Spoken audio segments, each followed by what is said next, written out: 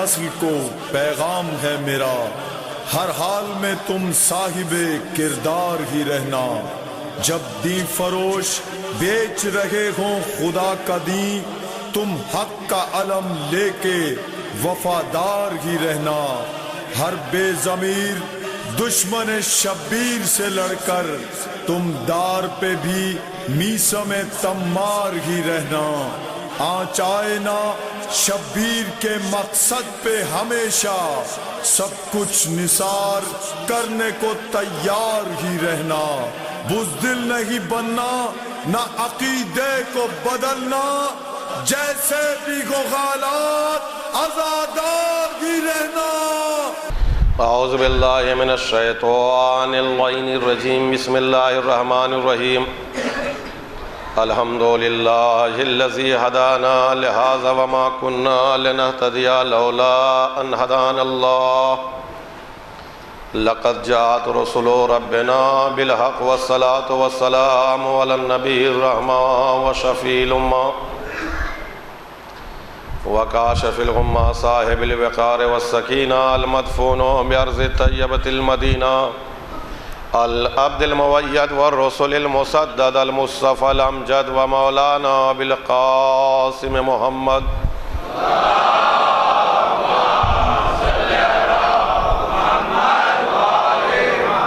والصلاة والسلام على اہل بیت النبوہ ومعدن الرسالہ ومختلف الملائکہ الذین اذهب اللہ عنہم الرجس وطہرہم تطہیرا۔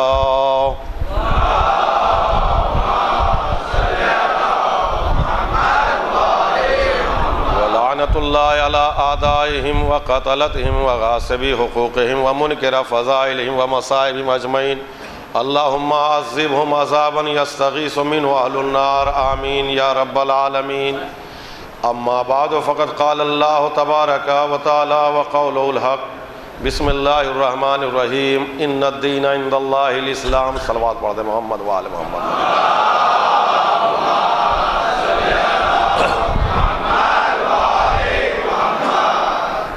حضرات ذوی الاحترام، ساری چیزیں آپ کے اذہان عالیہ میں موجود ہیں، اس لیے تکرار کی کوئی ضرورت نہیں ہے۔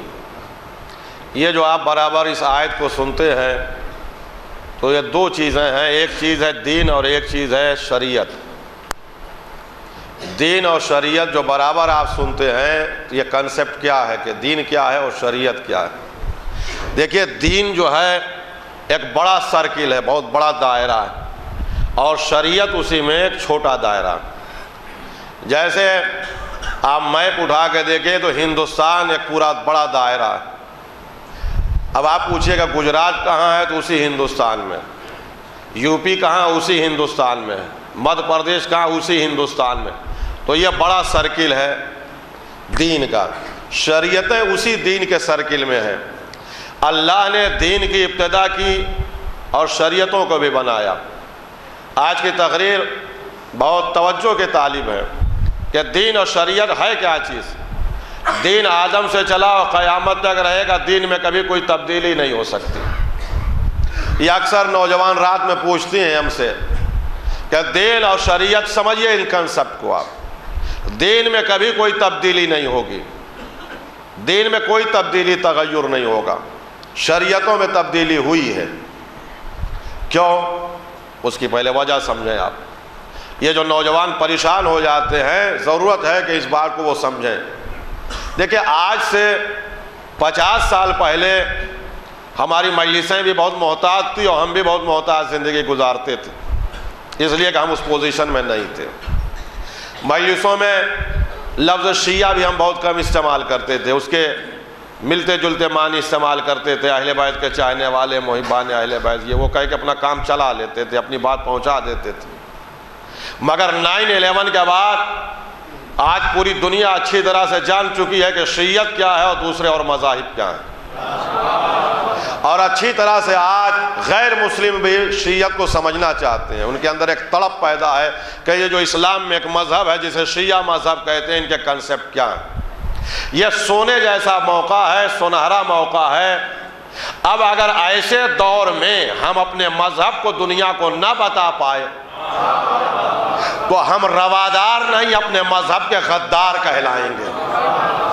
بہت اچھا موقع ہے، دنیا جاننا چاہتی ہے، علم کی تڑپ اب ہر طرف ہے، لہذا ہم آل محمد کے اقوال اور ان کی خدمتوں کو دنیا کے سامنے اب رکھتے ہیں۔ لہذا یہ جو دین آج تک پھیلایا گیا یہ آل محمد سے ہٹ کے پھیلایا گیا، جس کی وجہ سے دنیا گمراہ ہے اور مسلمانوں کے سلسلے سے غلط نظریہ رکھ رہی۔ دین کیا ہے اور شریعت کیا ہے؟ دین بڑا دائرہ ہے، شریعت اس میں چھوٹا دائرہ۔ اللہ نے 5 شریعتیں بھیجی، نوح کی شریعت، ابراہیم کی شریعت، موسیٰ کی شریعت، عیسیٰ کی شریعت، ہمارے حضور کی شریعت۔ اب جو آج کا نوجوان پڑھا لکھا ہے اس کو سوچنا چاہیے۔ دیکھیں اصل میں آپ کو میں فارمولے بتاؤں، 20% ایسے لوگ ہوتے ہیں کہ جن کے اندر جاننے کی خواہش ہوتی ہے اور وہ جا کے علماء سے پوچھ لیتے ہیں اور مطمئن ہو جاتے ہیں۔ 30% ایسے ہوتے ہیں کہ جن کو خواہش تو ہوتی ہے مگر تکلف کی بنا پر یا فرصت نہ ہونے کی بنا پر یا تساہلی کی بنا پہ پوچھ نہیں پاتے۔ 50% کہتے ہیں ہاں کیا انہوں لفڑے میں پڑے، تو کل ملا کے 70% کنفیوز رہتے ہیں۔ لہذا آج کے دور میں کنفیوز نہیں رہنا چاہیے، اپنے مذہب اور حقانیت اور کنسیپٹ کو جاننا چاہیے۔ لہذا میں آپ کو بتا رہا ہوں کہ ہے معاملہ کیا۔ نوح کی شریعت، موسیٰ کی شریعت، ابراہیم کی شریعت، عیسیٰ کی شریعت، ہمارے حضور کی شریعت، شریعتیں ٹوٹتی رہی۔ اب آج کا پڑھا لکھا نوجوان سوال یہ کرتا ہے کہ نوح نے تو کوئی قانون بنایا نہیں تھا، ابراہیم نے تو کوئی قانون بنایا نہیں تھا، اور موسیٰ عیسیٰ نے تو کوئی قانون بنایا نہیں تھا۔ قانون بنانے والا تو وہ ایک ہی ہے، پروردگار۔ تو وہ خدا جو عالم الغیب ہے وہ اپنے قانون کو بنا بنا کے توڑ کیوں رہا تھا اور اپنے انبیاء کے ہاتھ میں دے رہا تھا کھیلنے کے لیے یہ قانون کیوں؟ یہ ایک شک پیدا ہو رہا ہے کہ یہ قانون بناتا تھا اور ٹوٹتا کیوں تھا؟ جب الہی قانون ہے تو قیامت تک کے لیے ہونا چاہیے تھا، جیسے ہمارے حضور کی شریعت اب قیامت تک کے لیے۔ تو میں جلدی جلدی اس کے جوابات آپ کو دوں تاکہ آپ مطمئن ہو۔ پہلی بات تو آپ یہ نوٹ کریں کہ یہ جتنی شریعتیں آئیں حالات کے تحت آئیں، سچویشن کے تحت آئیں۔ سچویشن ختم، قانون ختم، حالات ختم، قانون ختم۔ یہ ایمرجنسی کی شریعتیں تھیں، نہیں آپ تک بات پہنچی۔ ضرورت کے تحت، ضرورت ختم، قانون ختم۔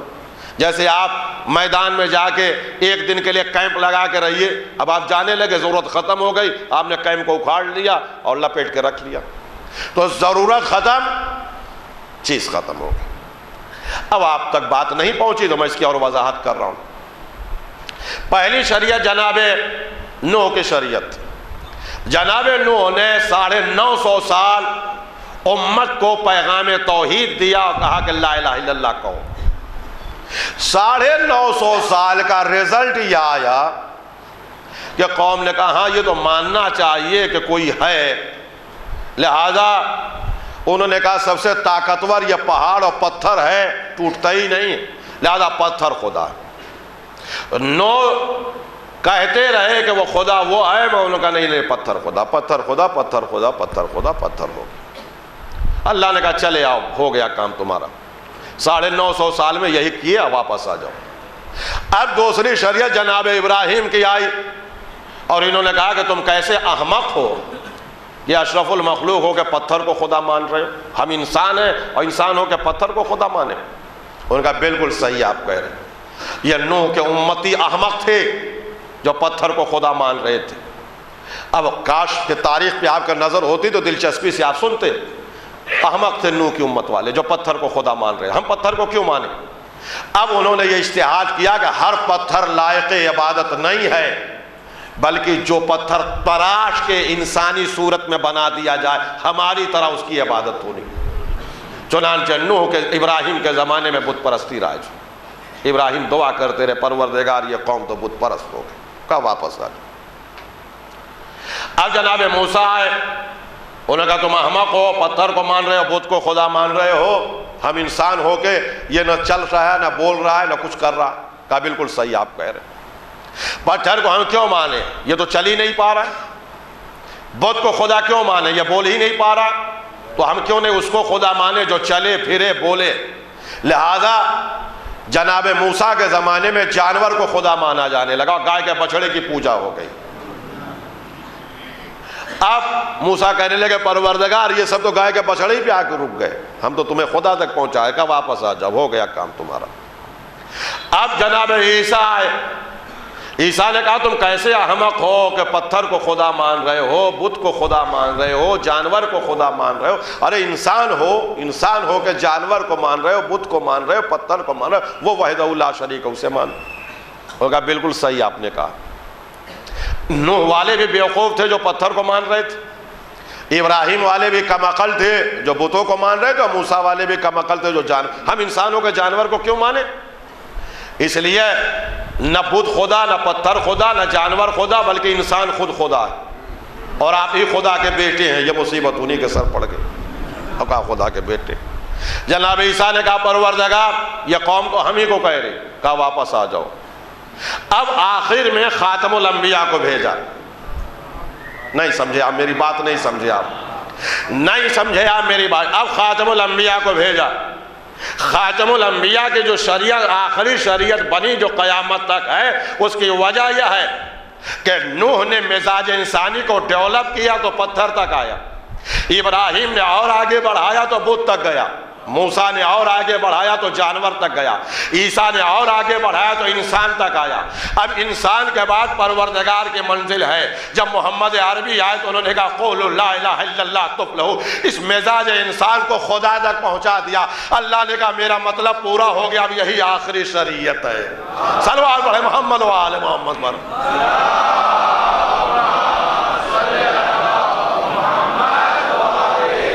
جب کھسک رہے تو تھوڑا اور زیادہ کھسک کے چلے آئیے، اب ایک مرتبہ اور صلوات پڑھتے ہوئے آ جائیے آگے۔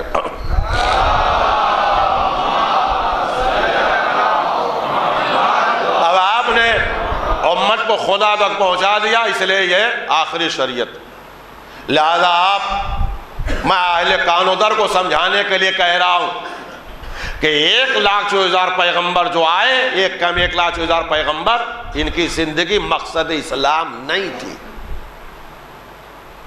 آدم سے لے کر عیسیٰ تک جو نبی آئے، ان کی زندگی مقصد اسلام نہیں تھی، بلکہ انسانی ذہنوں کو اسلام سے قریب کر رہے تھے، دین سے قریب کر رہے تھے۔ جیسے آپ ہائی وے پہ چلے جائیے تو راستوں میں کلومیٹر کے پتھر لگے رہتے ہیں، احمد آباد 120 کلومیٹر، احمد آباد 110 کلومیٹر، احمد آباد 80 کلومیٹر، احمد آباد 70 کلومیٹر، احمد آباد 50 کلومیٹر، احمد آباد 40 کلومیٹر، احمد آباد 30 کلومیٹر۔ تو یہ راستوں کے سنگ میل مقصد نہیں ہوتے، مقصد سے قریب کرنے کا ذریعہ ہوتے ہیں۔ احمد آباد آ رہا، احمد آباد آ رہا، احمد آباد آ رہا، احمد آباد آ رہا۔ ویسے ہی 1,24,000 پیغمبر مذہب سے قریب کر رہے تھے، اسی لیے ہر نبی کہہ رہا تھا آخر میں ایک نبی آئے گا جس کا نام احمد ہوگا، جس کا نام احمد ہوگا، جس کا نام احمد ہوگا، جس کا نام احمد ہوگا، جس کا نام احمد ہوگا۔ صلوات پڑھے محمد و آل محمد پر۔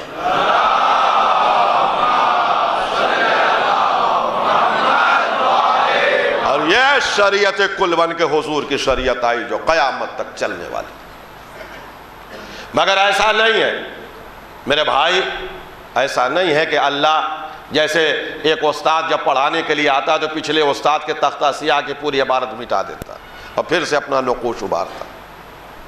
اللہ نے ساری شریعتوں کے سارے قانون کو نہیں مٹا دیا تھا، بلکہ 5 ایسے اصول دین تھے جو ہر شریعت میں واجب تھے، کبھی بدلے ہی نہیں۔ 5 اصول دین، واہ نہیں وہ جو آپ سمجھ رہے ہیں، وہ جو دینیات میں آپ پڑھتے ہیں مکتب میں، وہ نہیں میں سنا رہا ہوں۔ وہ 5 اصول دین جو اللہ نے کبھی نہیں بدلے، وہ آدم سے لے کے پیغمبر تک آئے، وہ میں ممبر سے بتا رہا ہوں کیا ہے۔ وہ 5 اصول دین ہر شریعت کا جز تھا۔ وہ 5 اصول دین کیا ہیں؟ ان کو موبائل میں ریکارڈ کریے۔ دین کا اقرار کرنا ہر شریعت میں واجب تھا، دین کا کنسپٹ، دین ماننا ہر شریعت میں واجب تھا۔ عقل کی حفاظت کرنا ہر شریعت میں واجب، جان کی حفاظت کرنا ہر شریعت میں واجب، مال کی حفاظت کرنا ہر شریعت میں واجب، آبرو کی حفاظت کرنا ہر شریعت میں واجب۔ یہی 5 اصول دین تھے جو ہر شریعتوں میں واجب تھے۔ پھر دوہراؤ، دین کا اقرار، عقل کی حفاظت، مال کی حفاظت، جان کی حفاظت، آبرو کی حفاظت۔ تھوڑا سخت موضوع ہے مگر میں آپ کی سماعتوں پہ کئی دن سے پڑھ رہا ہوں، بھروسہ ہے۔ اسی لیے اللہ نے ان پانچوں کی ضد کو حرام کیا۔ دین کے مقابلے میں کفر کو حرام کیا، عقل کے مقابلے میں شراب اور ہر اس نشاور چیز کو حرام کیا جو عقل کے اوپر اثر انداز ہو جائے، جان کے مقابلے میں خودکشی اور قتل کو حرام کر دیا، مال کے مقابلے میں غصب کو حرام کر دیا، آبرو کے مقابلے میں زنا کو حرام کر دیا۔ صلوات پڑھیں محمد و آل محمد پر۔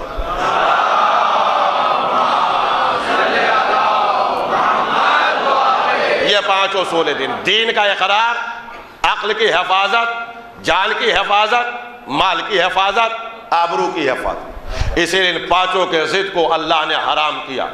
دین کے مقابلے میں کفر کو، عقل کے مقابلے میں شراب کو، جان کے مقابلے میں خودکشی اور قتل کو، آبرو کے مقابلے میں زنا کو، مال کے مقابلے میں غصب کو۔ اب میں آپ کی سستیوں کو دور کر رہا ہوں، کافر بنا رہا ہوں۔ یہ پانچ اصول دین جزو شریعت بنے۔ جب اللہ نے نوح کو شریعت دیا تو کہا نوح ان پانچ اصول دین کی زیادہ کرنا، اس لیے کہ یہ آدم سے ہوتے ہوئے تبرکات انبیاء ہیں۔ جب نوح اس دنیا سے گئے اور شریعت ابراہیم کو ملی تو اللہ نے کہا اے ابراہیم اپنی شریعت کی حفاظت کرنا مگر ان پانچ اصول دین کی زیادہ کرنا، اس لیے کہ یہ سارے انبیاء کی میراث۔ جب موسیٰ کو دین ملا تو اللہ نے کہا موسیٰ اپنی شریعت کی کرنا مگر ان پانچ اصول دین کی زیادہ کرنا، اس لیے کہ یہ آدم سے، نوح سے، ابراہیم سے، یہ سب کی میراث ہے جو ہم تم پر پہنچا۔ موسیٰ کے بعد جب دین عیسیٰ تک آیا تو اللہ نے کہا اے عیسیٰ اپنی شریعت کی حفاظت کرنا مگر ان پانچ اصول دین کی زیادہ کرنا، اس لیے کہ یہ انبیاء کی میراث۔ عیسیٰ کے 500 سال کے بعد جب خاتم الانبیاء آئے تو اللہ نے خاتم الانبیاء کو آخری شریعت دی اور کہا اے محمد اب تمہاری شریعت تو قیامت تک چلے گی مگر ان پانچ اصول دین کی زیادہ کرنا، اس لیے کہ یہ ہمارے انبیاء کی محنتیں ہیں، یہ انبیاء کی میراث ہے، 1,40,000 پیغمبروں کی میراث ہے، ان کی حفاظت کرنا۔ لہٰذا محمد عربی نے پوری زندگی ان پانچ شریعتوں اور پانچ قوانین کی زیادہ جو اصول دین تھے حفاظت کیا۔ اب جب پیغمبر اس دنیا سے جانے لگے تو دین دستے زبردست حیدر کرار میں دے گئے، کہا اے علی تم ہماری شریعت کی حفاظت کرنا مگر ان پانچ اصول دین کی زیادہ کرنا، اس لیے کہ یہ انبیاء کی میراث ہے۔ علی نے پوری زندگی حفاظت کی۔ علی جب اس دنیا سے جانے لگے تو دین حسن کے حوالے کیا، کہا بیٹا نانا کی شریعت کی حفاظت کرنا مگر ان پانچ اصول دین کی زیادہ کرنا، اس لیے کہ یہ انبیاء کی میراث ہیں۔ حسن نے 10 سال اس کی حفاظت کیا۔ جب حسن اس دنیا سے جانے لگے تو سن 50 میں دین حسین کے ہاتھ میں دیا، کہا بھیا پورے نانا کی شریعت کی حفاظت کرنا مگر ان پانچ اصول دین کی زیادہ کرنا، اس لیے کہ یہ آدم سے لے کے نانا اور بابا سے لے کے بھائی تک سب کی وصیتیں ہیں اور ایک میراث ہے، اس کی حفاظت کرنا۔ حسین نے کہا ہاں بھیا کریں گے، مگر حسین کے زمانے میں تاریخ کہتی ہے کہ ایک شخص فاسق و فاجر پیدا ہوا جس کا نام یزید تاریخ بتاتی ہے، جس نے بیک پر ان پانچوں اصول دین پہ ڈاکہ ڈالا، پانچوں اصول دین پہ ڈاکہ ڈالا، نہیں سمجھنا ہے، پانچوں اصول دین پہ ڈاکہ ڈالا۔ اس نے بھرے ہوئے دربار میں یہ کہا کہ محمد پہ نہ کوئی وحی آئی نہ الہام آیا، یہ بنی ہاشم کا ڈھونگ تھا، دین کا انکار کر دیا، بھرے دربار میں شراب پی کے عقل کے تقدس کو پامال کر دیا، حسین کو قتل کر کے جان کے تقدس کو پامال کر دیا، آل رسول کے مال کو غصب کر کے مال کے تقدس کو پامال کر دیا، اپنی خالہ زاد ماں اور بہنوں کے ساتھ زنا کر کے آبرو کے تقدس کو پامال کر دیا۔ اب آخری فردک جملہ سنیے، اما یزید کسی ایک شریعت کا مجرم نہیں ہے، یزید ان پانچوں شریعتوں کا مجرم ہے۔ یزید نہیں جملہ پہنچا، یزید کسی ایک شریعت کا مجرم نہیں ہے، یزید ان پانچوں، اب بولیے گا، یزید کسی ایک شریعت کا مجرم نہیں ہے، یزید ان پانچوں شریعتوں کا مجرم ہے۔ اب جو یزید کے مقابلے میں آئے گا وہ کسی ایک شریعت کا محافظ نہیں ہوگا، وہ پانچوں شریعتوں کا محافظ ہوگا۔ اسی لیے ہم زہرت میں کہتے ہیں آدم کے وارث تجھ پہ سلام، نوح کے وارث تجھ پہ سلام، موسیٰ کے وارث تجھ پہ سلام، محمد عربی کے وارث تجھ پہ سلام، حسن مجتبیٰ، صلوات پڑھیں محمد و آل محمد پر۔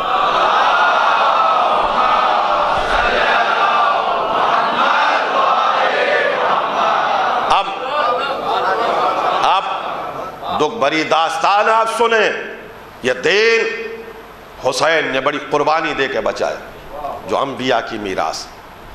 دنیا میں کوئی بھی ملک ہو یا گھر ہو، ہر گھر کو باہر سے بھی خطرہ ہوتا، اندر سے بھی خطرہ ہوتا۔ ہر ملک کو باہر سے بھی خطرہ ہوتا ہے، اندر سے بھی ہوتا ہے۔ اسی لیے دو محکمے بنائے جاتے ہیں، اور یہ دونوں بڑے وبھاگ ہوتے ہیں۔ ایک وزیر خارجہ ہوتا ہے اور ایک وزیر داخلہ ہوتا ہے، جو اندرونی معاملات کو کنٹرول کرے اور ڈیفنس کو کنٹرول۔ ایک خارجی پالیسی، ہر ملک کو باہر سے بھی خطرہ ہے اور اندر سے بھی خطرہ، ہر گھر کو باہر سے بھی خطرہ ہے اور اندر سے بھی خطرہ۔ پھر ہم نے کہا کہ ابھی تک ہم احتیاط کرتے رہے، مگر اب ان باتوں کو جاننا ضروری۔ اسی طرح سے اب چھوڑیے، کئی دن سے آپ نے سن لیا، آج اپنے مذہب کی بات سنیں۔ اسی طرح سے شیعت مذہب کو باہر سے بھی خطرہ ہے اور اندر سے بھی خطرہ ہے۔ کبھی کبھی یہ خطرات باہر کے زیادہ ہوتے ہیں، کبھی کبھی خطرات اندر کے زیادہ ہو جاتے ہیں، یہ سچویشن کے اوپر۔ شیعہ مذہب سلسلۃ الذہب کا مذہب، شیعہ مذہب سونے جیسا مذہب ہے۔ دنیا آج پریشان ہے کہ یہ امانت کیسے ان کے پاس زندہ ہے۔ آئیے میں آپ کو بتاؤں، 77 اور 78 کے آس پاس، 75 کے بعد، 75 کے بعد، 70 تک شیعت سے دنیا خطرہ نہیں محسوس کرتی تھی، اور ہم پہ طنز کیا جاتا تھا کہ یہ قوم نوحہ ہے، ماتم وتم کر لیتے ہیں، اپنے کو سرور پھوڑ پھاڑ لیتے ہیں، بیٹھے ہیں، ان کے پاس رونے کے علاوہ کوئی کام نہیں۔ یہ لوگوں کی اوپینین تھی، اشعار بھی اس پہ کہے گئے کہ یہ قوم گریہ کن ہے، روتی ہے، بس روتی رہے گی۔ 75 کے بعد شیعت میں ایک بڑی قداور شخصیت پیدا ہوئی، اور اللہ کی رحمت ہے کہ اس وقت 3 بڑی قداور شخصیتیں ایک کے بعد دیگر ایک ہی ساتھ پیدا ہوئی۔ میں مختصر میں سنا رہا۔ ایک آیت اللہ موسیٰ صدر، جن کو ہمارے نوجوان کم جانتے ہیں۔ موسیٰ صدر، آیت اللہ موسیٰ صدر، یہ بڑی قداور شخصیت پیدا ہوئی لبنان میں، اس لیے کہ آپ کو معلوم ہے کہ جنگ عظیم کے بعد، اور یہ جو غاصبانہ طور سے اسرائیل کا قیام ہوا، تو چھوٹا سا ملک تھا، مگر ایک ایک دن میں اور گھنٹوں میں یہ سیریا کو بھی اپنے انڈر میں لے لیا، اور جارڈن کو بھی لے لیا، جس کو چاہتا تھا قبضہ کر رہا، اور لبنان بھی اس کے انڈر میں تھا۔ عورتوں کو وہاں سے اٹھا لے جاتے تھے، لڑکیوں کو وہاں سے اٹھا لے جاتے تھے، لبنان پہ پورا قابض تھا۔ آیت اللہ موسیٰ صدر پیدا ہوئے، اور انہوں نے وہاں پر کام کیا، اور جو یہ حزب اللہ آج دیکھ رہے ہیں آپ، فاؤنڈر آف حزب اللہ آیت اللہ موسیٰ صدر ہے۔ ان کی تخلیق ہے، ان کے ذہن کی سوچ ہے، ان کے ذہن کی اپج ہے، انہوں نے حزب اللہ کا قیام کیا، اور حزب اللہ کو اتنا مضبوط کر دیا کہ یہودیوں کو لڑا کے لبنان سے باہر کر کے پہاڑ سے نیچے اتار دیا۔ اب ہم چونکہ اس گھر کے ہیں، لہذا اہمیت نہیں ہے۔ اس وقت کے پوپ نے یہ کہا تھا کہ اگر ہم کرسچین کو ایک موسیٰ صدر مل جاتے تو ہم پوری دنیا کو عیسائی بنا دیتے۔ یہ جناب موسیٰ صدر ہے۔ مجھے موسیٰ صدر کی تاریخ نہیں پڑھنا ہے، لوگ جانتے ہیں، آپ کلک کیے نیٹ پہ سب مل جائے گا۔ منظم کیا، اور یہ کیا اور وہ کیا۔ آج سے 50 سال پہلے ہمارے بزرگوں کو پتہ بھی نہیں رہا ہوگا کہ سیریا میں زیارت ہوتی ہے، کوئی نہیں جاتا ہوتا تھا۔ شہزادی کا روضہ بس ایک معمولی سی اسی حیت کی طرح تھا۔ موسیٰ صدر نے اس کو تقویت پہنچائی۔ اسی وقت انہی کے ساتھ دوسری جو بڑی شخصیت تھی، جن کا نام آیت اللہ حسن شیرازی تھا، یہ بھی ساتھ ساتھ تھے۔ امام خمینی ان دونوں کو اپنا بیٹا کہتے تھے، موسیٰ صدر کو، حسن شیرازی کو۔ مگر یہودیت اور وہابیت یہ لگ گئی موسیٰ صدر کے اوپر، اور جناب موسیٰ صدر جو ہے یہ لیبیا کے ایئرپورٹ پر دیکھے گئے، اور لیبیا کے ایئرپورٹ تک ان کی تصویر تھی، وہاں سے پھر غائب ہو گئے، جن کا آج تک پتہ نہ چل پایا۔ اور یہ قذافی مولود نے غائب کرا دیا، پیسہ لے کے انہیں بیچ دیا۔ کس عالم میں ہے، زندہ ہے نہیں ہے، کسی کو کچھ پتہ نہیں، اس لیے کہ اس کے بعد سے آج تک کچھ پتہ نہیں ہو گیا 25 سالوں میں۔ امام خمینی کو اس کا بڑا صدمہ تھا اور کہتے تھے ہماری کمر ٹوٹ گئی۔ پھر حسن شیرازی جو دوسری شخصیت آئی، انہوں نے کمانڈ کیا، اور یہ آیت اللہ حسن شیرازی جو ہے یہ انہوں نے سیریا کے حالات کو دیکھا تو وہ بیان کرتے ہیں، ان کی کتاب ہے، اٹھا کے پڑھیے، دنیا دیباچہ یہود۔ یہ موسیٰ صدر اور شیعوں میں اور حسن شیرازی، ان دو شخصیتوں نے یہودیت پہ بہت کام کیا۔ ان کی کتاب ہے دنیا دیباچہ یہود، جس کا اردو میں ترجمہ ہو چکا ہے، یعنی پوری دنیا یہودیوں کے لیے فٹ بال ہے، جدھر سے مارے ادھر لے جائیں۔ اب پوری تاریخ انہوں نے لکھا ہے، سب پڑھیے آپ۔ چنانچہ وہ جب سیریا میں آئے، اور جس کو آج سیدہ زینب کہتے ہیں، جو لوگ زیارت کے یہاں شہزادی کا ہے، تو وہاں لڑکوں کے نام وہ لکھتے علی، حسن، حسین تھے۔ ہم خوش ہوئے، امامہ لگا کے نہیں آئے تھے کہ یہاں کے ہر روضے کے آس پاس کے لوگ جو ہیں وہ محب اہل بیت۔ کہا نہیں، مگر ہم جب تھوڑی دیر کے بعد دیکھا تو وہ ایک دوسرے کو گالیاں دے رہے تھے اس نام سے، تو ہم نے آہستہ سے ابھی اپنے مذہب کو ظاہر نہیں کیا تو پوچھا، تو پتہ چلا کہ یہ وہ قوم ہے کہ جو اپنے بچوں کے نام اہل بیت پر اس لیے رکھتے ہیں تاکہ اہل بیت کو گالیاں دیں۔ اور اب میں وہ نہیں کہہ سکتا، ممبر پہ ہوں، قبر کا کوئی احترام نہیں تھا، روضے کا کوئی احترام نہیں تھا۔ یہ انہوں نے محنت کی، بہت تفصیلی واقعہ ہے۔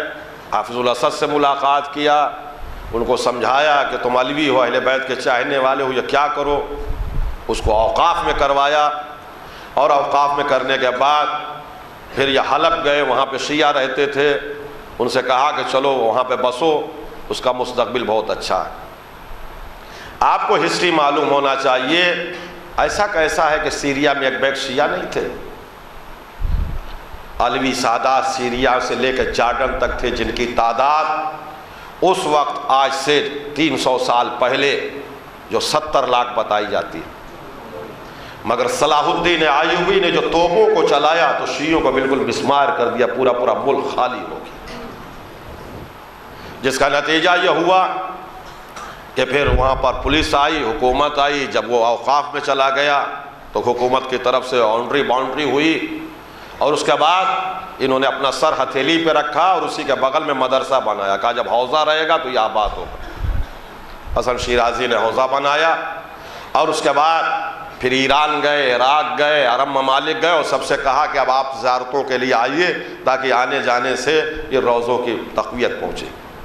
تب سے آنا جانا چالو ہو گیا، اور شہزادی زینب کا روضہ آباد ہوا۔ اس پر غیر یار کا قبضہ تھا، ابھی بھی مطلب دونوں آزان ہوتی ہے وہاں پر، مگر تعصب نہیں تھا۔ ہر روضے کے مجاور دوسرے قوم کے تھے، مگر آپ زیارت عاشورہ پڑھتے تھے، سب کچھ پڑھتے تھے۔ یہ دنیا کو برا لگا۔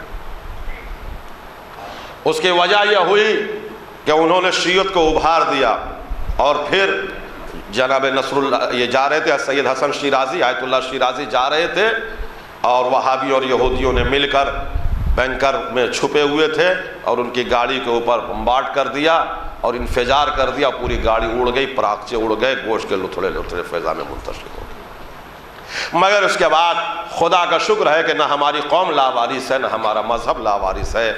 پھر اس کے بعد دنیا نے سمجھا تھا کہ یہ مار دیے جائیں گے تو یہ تحریک ختم ہو جائے گی اور حزب اللہ ختم ہو جائے گی۔ خدا کا شکر ہے کہ پھر تیسری قداور شخصیت آ گئی، جو سید نصر اللہ ہیں، جو آبرومند طریقے سے اس قوم کو لیڈ کرتے ہوئے آگے بڑھ رہے ہیں۔ میں ممبر سے کہہ رہا ہوں، پورے لفظ کا ذمہ دار ہوں۔ ہر سال میں 10 سال امریکہ میں محرم میں تھا، جب شب عاشور یا کسی ہنگامی کیفیت میں سید نصر اللہ کی تقریر ہونے والی ہوتی ہے، اور یہ اعلان ہو جاتا ہے کہ کل اتنے بجے سید نصر اللہ کی تقریر ہوگی، تو یہاں دن ہوتا ہے، امریکہ میں رات ہوتا ہے۔ خدا گواہ ہے کہ بش ہو یا اوباما ہو، وہ رات بھر جگتے رہتے ہیں سید نصر اللہ کی تقریر سننے کے لیے، اس لیے کہ CNN کہتا ہے کہ یہ دنیا کا واحد لیڈر ہے کہ جو کہتا ہے وہ کرتا ہے۔ صلوات پڑھے محمد و آل محمد پر۔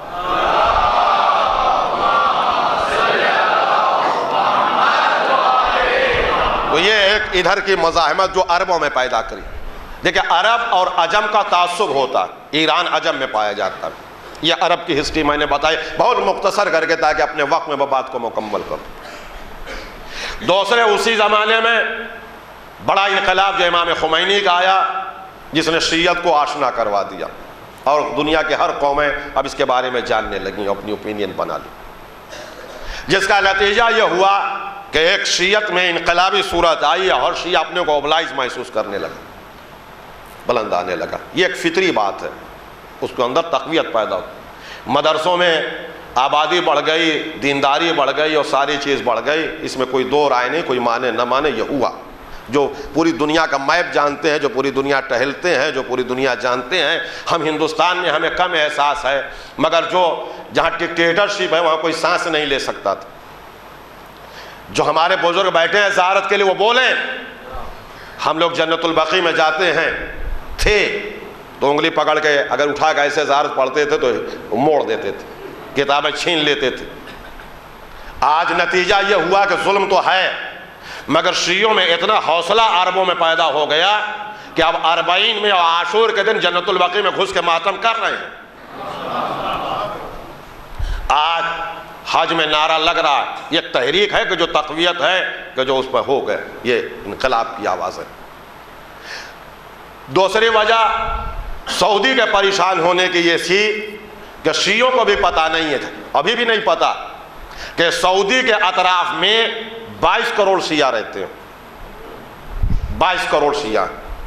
آپ نے آج تک نہ جانا ہوگا کہ یمن کی میجارٹی شیعہ ہے. اب جو حکومت بنی تو پتہ چل رہا ہے. ایران میں شیعہ ہے، ادھر عراق میں 80% 70% شیعہ، بحرین میں 95% شیعہ، کویت میں 40% شیعہ. یہ نام پورا افغانستان سے لے کے یہ سب گھرا ہوا ہے. یہ ان کی بے چینی کا سبب بنا. لہذا ان سے زیادہ یہودیوں کے بے چینی کا سبب بنا. یہ ساری چیزوں کو میں ملا رہا ہوں آپ کو. لہذا سب سے پہلی کانفرنس واشنگٹن ڈی سی میں، سب میرے پاس ثبوت اور ریکارڈ ہے، جو صاحب جو چاہیں لے سکتے ہیں، نیٹ پہ بھی ہے. 82 میں واشنگٹن ڈی سی میں کانفرنس ہوئی، عالمی کانفرنس ہوئی شیعوں کے بارے میں. امریکہ اور برطانیہ میں شیعہ سیکشن ہے پورا اسلامک سیکشن میں شیعہ سیکشن. انگریز کہاں تک ہے آپ نہیں جا سکے. ہم لوگ جب امریکہ کا ویزا لینے کے لیے انٹرویو دیتے ہیں تو اتنا پوچھتے ہیں وہ کہ آپ آیت اللہ سیستانی کے مقلد ہیں کہ آیت اللہ خامنائی کے مقلد. یہ پوچھتے ہیں کہ یو آر لائک دی ولی فقی یا نو. بس سمجھ جائیے آپ ساری چیزوں کو وہ جانتے ہیں، اچھی طرح سے جانتے ہیں، ان کے اوپر کام کرتے ہیں وہ. چنانچہ 82 میں چونکہ امریکہ کو تجربہ کم تھا اس لیے اس نے کانفرنس کیا، اور مشرقی وسطی میں انگریزوں کو بہت تجربہ یعنی برطانیہ کو تھا. لہذا برطانیہ کے شیعہ سیکشن کا انچارج MI6 کا نمائندہ بھی وہاں پہ بلایا گیا. MI6 کا نمائندہ بلایا گیا اور یہ کانفرنس 7 دن چلی. اور اس کے بعد دوسری کانفرنس ہانگ کانگ میں ہوئی. تیسری کانفرنس 83 میں پھر واشنگٹن میں ہوئی، جس میں اس کانفرنس کا جو پریزیڈنٹ تھا اس کا نام مائیکل برانڈ تھا. اس کو بعد میں معزول کر دیا گیا تو اس نے یہ ساری کتاب چھاپ دیا بعد میں دشمنی میں، اس لیے ہم تک پہنچائی. وہ مائیکل برانڈ کہتا ہے کہ سارے لوگ اپنے اپنے تجربات بیان کر رہے تو تقریر ہو رہی تھی سیاہ سیکشن کے اوپر. اس نے جو صدارتی تقریر کیا اس میں ساری چیزوں کو جو ایک جگہ کلیکشن کر کے جو نتیجہ کانفرنس کے 7 دن کا نکلا، اس میں نکلا کہ لبنان کا انقلاب موسیٰ صدر کا یا ایران کا انقلاب امام خمینی کا محض شاہ ایران کی غلط پالیسیوں کا اثر نہیں تھا، بلکہ اس کے پیچھے کچھ اور عوامل کار فرما ہیں جو اب ہم بتانے جا رہے ہیں. وہ کہتے ہیں کہ دنیا میں مسلمانوں میں ایک شیعہ مذہب ہے جو زندہ مذہب ہے، باقی اور کوئی مذہب زندہ مذہب نہیں. سنیے اپنی مذہب کی حقانیت. انہوں نے کہا کہ مسلمانوں کے جتنے مذاہب ہیں سب پر ہم نے شروع سے کنٹرول اور تسلط حاصل کر لیا.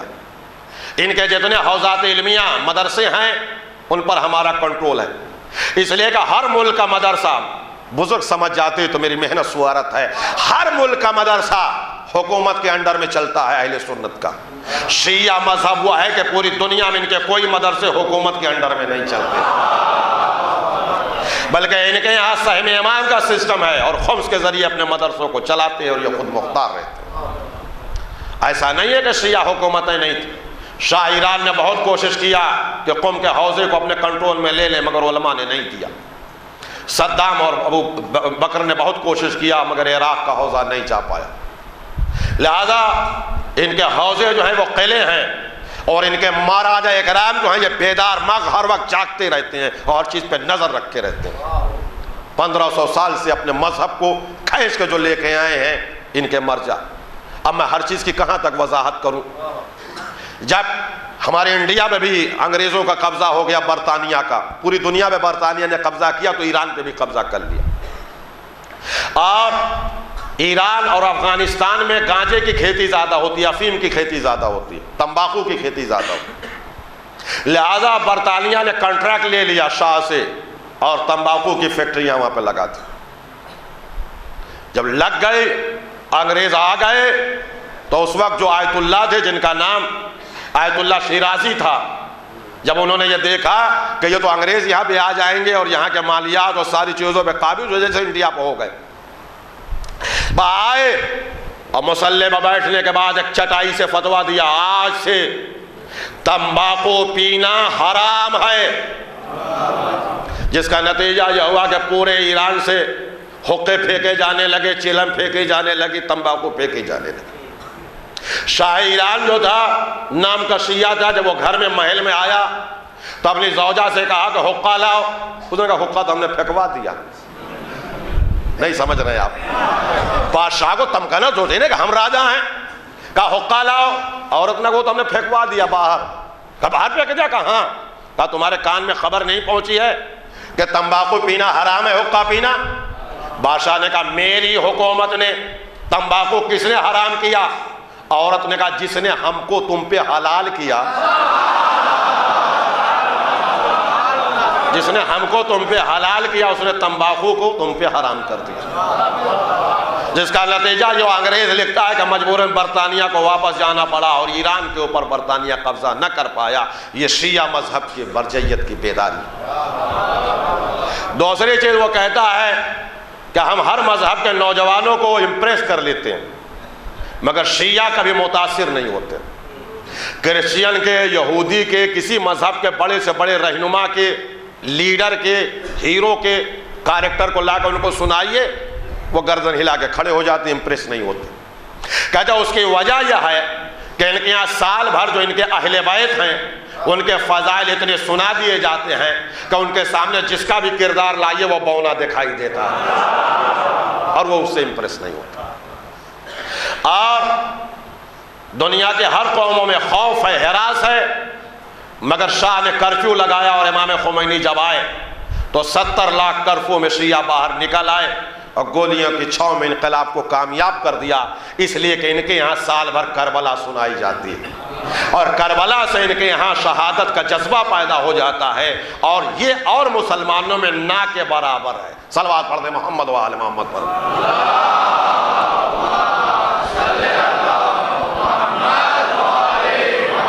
لہذا بہت تفصیلی کتاب ہے، وہ پڑھ لیجئے گا۔ اب نتیجہ یہ نکلتا ہے کہ شیعہ جو زندہ ہے وہ دو چیزوں پہ زندہ، ایک آزاداری سید الشہداء ہے اور ایک مرجعیت۔ یہ سال بھر ان کے یہاں 2 مہینے 8 دن میں اتنا بتا دیا جاتا کہ پھر جہاں رہیں یا کسی سے امپریس نہیں ہوتے، کسی مذہب سے متاثر نہیں ہوتے، کبھی کنورٹ نہیں ہوتے، ان کے کنورٹ نہیں ہوتے اور لوگ کنورٹ ہوتے ہیں، ان کے بچے سب جان جاتے ہیں۔ اور دوسری چیز ان کو مرجعیت ہے جو اپنی طرف کھینچے رہتی۔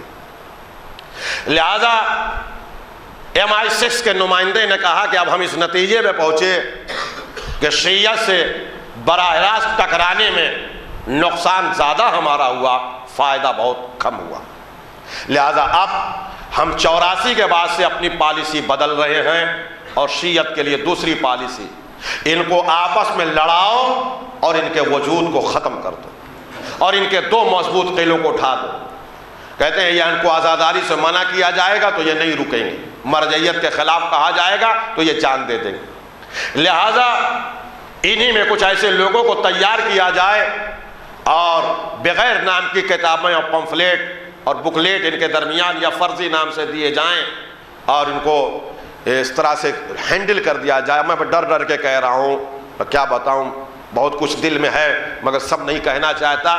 اس کی کتاب پڑھیے تو کہا وہ ایسے مواد اکٹھا کر دیے جائیں کہ جس سے عزاداری میں پرابلم پیدا ہو جائے، اور جو ان کے یہاں ایک عزاداری عقلی اور قرآن و حدیث کے بنا پہ ہیں، ان میں بہت ساری چیزیں توہمات کے طور پہ جوڑ دیے جائیں، اور یہ ان کے جذبات کو بھڑکا دیے جائیں اور سینٹیمنٹل کر دیا جائے، اور جس کا نتیجہ یہ ہو جائے کہ وہ ذاکرین یا کم پڑھے لکھوں کے حوالے کر دیا جائے، اور اس میں یہ بھی کہا جائے کہ سڑکوں کے اوپر بہت زیادہ ہلڑ ہنگامے کرا دیے جائیں اور برا بھلا ہو، تاکہ عام پبلک جو ہندو اور سنی اور سارے لوگ آزاداری کے قریب آتے ہیں ان کو یہ لگ جائے کہ یہ بالکل پرابلم ہے اور اس کی وجہ سے بہت ڈسٹربنس ہے، وہ کنارے ہو جائیں.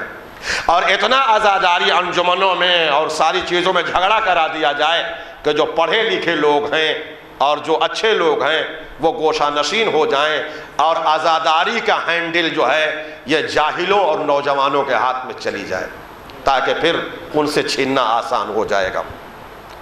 اور اتنے اختلافات ان کے درمیان بیان کر دیے جائیں کہ جو مجلس ان کے یہاں اختلاف ہے، نوجوان جو سننے کے لیے آئے تو یہ کچھ کہے وہ کچھ کہے، یہ کچھ کہیں وہ کچھ کہیں، یہ ذاکر کچھ کہے وہ کچھ پڑھیں، تو وہ نوجوان کنفیوز ہو جائے اور اس نتیجے میں پڑھا لکھا پہنچ جائے کہ یہ ایک بوال کا جڑ ہے، فساد کا جڑ ہے. اما چلو بس 2-4 دن محرم میں مجلس کر لو، جاؤ گے تو دماغ خراب، روز کی روزی کا چکر پڑو، کہاں اس مذہبیات کے چکر پڑے.